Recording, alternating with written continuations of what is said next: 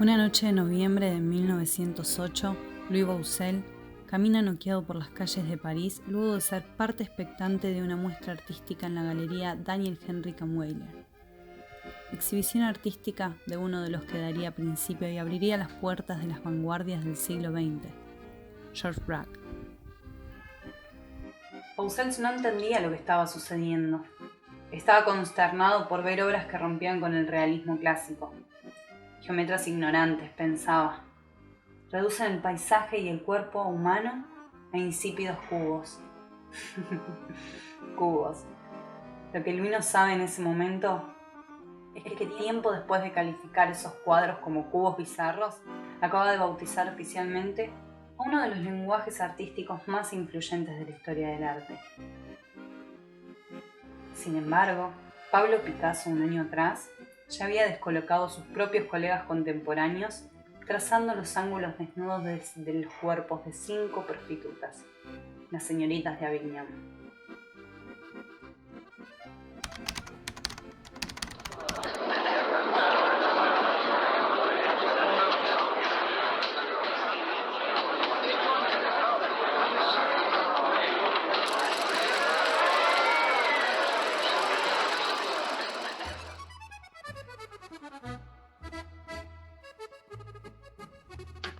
Solemos pensar el cubismo como geometría y estructura, y la realidad es un arte tecnológico envuelto e impulsado por la revolución industrial, que forma parte de él y lo hemos olvidado.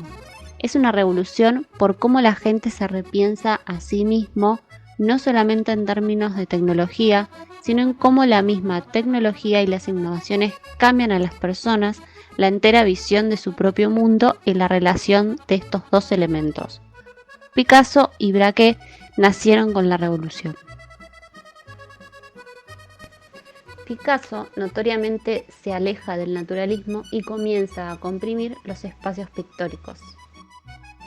Tuvo como principal influencia el arte africano y el arte egipcio para componer esta obra, principalmente por las posturas, formas y gestos corporales. El fragmento plano, celeste y blanco, parece ser una lámina de vidrio que ha sido destrozada, pero en realidad es una tela como el resto del fondo. Era usual poner esos elementos de fondo cuando se pintaban cuerpos para lograr que lo importante sea eso y no los elementos que se podían llegar a ver en el fondo. Si nos queremos imaginar recorriendo la pintura por dentro, el espacio sería chico, la caminata muy corta y hasta podemos pensar que no habría espacio para poder recorrerla. Podemos entonces pensar en la Gioconda de Da Vinci y volver hacia el Renacimiento con la magia de la perspectiva atmosférica y la profundidad que esto genera. En el extremo inferior de esta pintura podemos descubrir y entender el porqué del estilo de Picasso. Esta especie de naturaleza muerta que no hemos notado al comienzo está pintada desde una perspectiva diferente. Es decir, en esta obra tenemos por un lado a los personajes de las damas mirando de frente hacia el espectador de costado, y hasta ese momento podemos decir que es como cualquier otra pintura que podemos ver en una galería. Sin embargo, en estos detalles de perspectivas extrañas vemos cómo Picasso propone una nueva problemática, casi como si se preguntara ¿qué pasaría si una pintura tuviese dos perspectivas?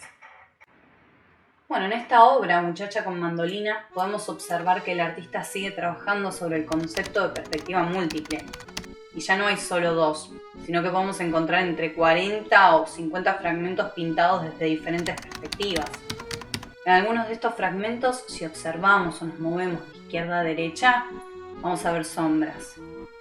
Pero en otros fragmentos, si nos movemos al revés, la sombra y las luces van a estar en sentido opuesto. Esto no tiene lógica desde nuestra realidad. Se aleja de nuestras experiencias visuales. El pintor cubista comienza a volverse como más cerebral. Por todas estas características de descubrimiento, decimos que esta es una pintura de la vanguardia cubista de la etapa temprana y analítica. ¿Analítica? ¿Qué significa? Bueno, es como el primer capítulo del cubismo, y también un tipo de este estilo. Picasso analiza el espacio de esta chica, el instrumento en todas sus partes y posibilidades visuales para llevar esta pintura a cabo. Pero, entonces, ¿cómo miramos una obra cubista? Qué buena pregunta. Encontré esta imagen que nos va a ayudar a poder ser un buen espectador cubista. Si miramos con atención este cómic de Reinhardt, la primera viñeta muestra al espectador observando desde un punto fijo la obra, y se ve el espacio de la pintura que es desde una perspectiva determinada y genera la ilusión de profundidad, una clara invención del Renacimiento europeo. Sin embargo, si miramos una pintura cubista, es plana y no se puede encontrar espacios pictóricos detrás. No hay recorrido o ilusión óptica de profundidad. La razón es que no solo estamos mirando una copa desde una perspectiva, sino que tenemos una vista lateral o una vista aérea o en picada, y ambas se juxtaponen entre sí. Y esta perspectiva múltiple comienza a ser interesante porque para ese entonces ya existía la fotografía, por lo que el pintor comienza a perder ese valor de inmortalizar el realismo. Y quizás el trabajo del pintor se empieza a volver más difícil, hasta empieza a ser más interesante o quizás más cerebral. Yo creo que Picasso estaría de acuerdo con esto. Si nos preguntáramos cómo iniciar una obra cubista, podemos pensar en este pintor del siglo XXI que nos muestra el paso a paso de cómo hacerlo. Por un lado plantea una escena de naturaleza muerta y por otro agarra el lienzo y empieza a bocetar con una carbonilla los ángulos de esta naturaleza muerta en diferentes perspectivas, desde adelante, desde el costado e incluso desde arriba. Espera, hasta acá es un boceto, pero ¿qué pasa con los colores? En las obras que vimos hasta acá eran tonalidades muy tranquilas, no habían colores fuertes, con mucho contraste o vibraciones a la vista. Bueno, esa es otra característica del cubismo. No del cubismo, sino de su primer fase. No significa esto que los pintores hayan elegido mal los colores o que querían que su obra fuese aburrida, sino que por la complejidad estructural y perspectival con la que trabajaban, notaron que cada color tiene un espacio propio. Cézanne lo estudió muy bien esto. Por ejemplo, los colores cálidos como el rojo son muy agresivos y avanzan hacia el ojo. Y cuando decimos que avanza no es por las sombras y las luces, como Da Vinci lo hacía con el esfumato, sino que por el mismo color vibrando por sí solo. Sin embargo, los colores fríos como los azules, grises, celestes o verdes, más tranquilos, son más silenciosos a los ojos, dan una percepción visual más calma, se alejan más. Mencionaste 3 temas que me quedaron sonando. El primero es cuando hablaste de la fase del cubismo, cuáles y cuántas son las fases del cubismo y si se modifican los colores. Y por otro lado, ¿quién es Cézanne y por qué influye en la paleta cromática del cubismo? Paul Cézanne. Vamos a googlearlo, a ver.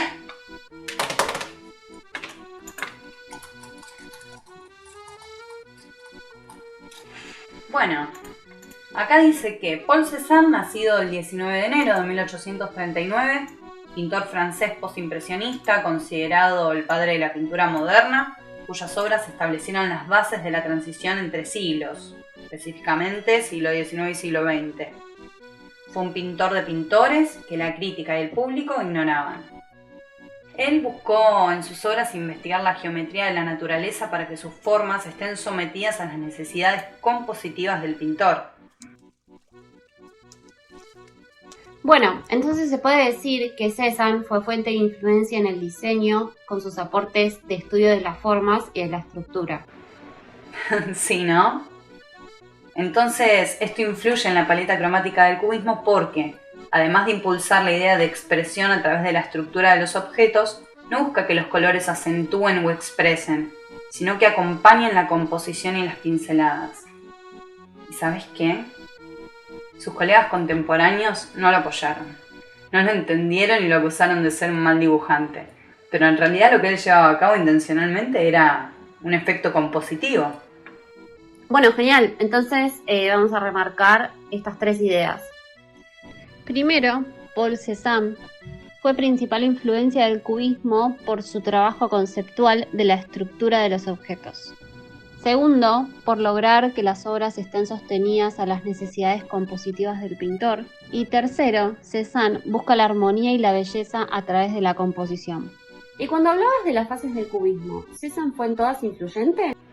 No, solo en la primera etapa y en el protocubismo. Mira, El protocubismo, o el cubismo cesaniano, como se le dice, se da entre 1907 y 1909, y es la etapa justamente previa al desarrollo de la vanguardia cubista. Bueno, y acá volvemos al principio de la investigación. ¿Te acordás cuando analizamos la obra de Picasso, Las señoritas de Aviñón? Y dijimos entonces, esa es una pintura cubista temprana y analítica. Bueno, esta es la primera fase, cubismo analítico o cubismo hermético, y se da entre 1909 y 1911. Y para entenderla podemos pensar en qué significa hermético. Bueno, hermética significa que cierra perfectamente de modo que no deja pasar el aire ni el líquido. Y esta frase es un poco esto, ¿no? Se da la descomposición de las formas en las figuras geométricas para ordenarlas en planos sucesivos y simultáneos y elimina todo el espacio pictórico posible. No hay profundidad alrededor de los elementos. Por último, la segunda fase del cubismo es el cubismo sintético. Esta fase se da entre 1911 y 1914 y es donde se abandona la herencia cesaniana y comienza a darse el gran uso de los colores y de formas que permiten realzar la parte más significativa de las figuras. En ese momento es en el que se empieza a utilizar y se indaga en el collage de manera masiva y se buscan formas nuevas, sensaciones visuales y además también surge el cubismo literario. Es decir, que los artistas cubistas de la tercera fase fueron quienes nos dieron estos dos recursos que hoy usamos tanto como la tipografía y el collage como herramienta compositiva.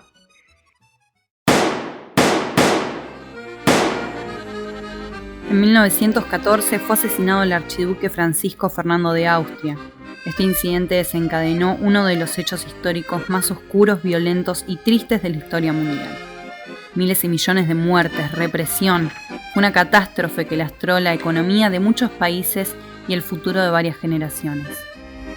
La Primera Guerra Mundial arrasó y apagó muchas luces. Entre ellas, puso fin al movimiento cubista debido al reclutamiento de muchos de sus artistas.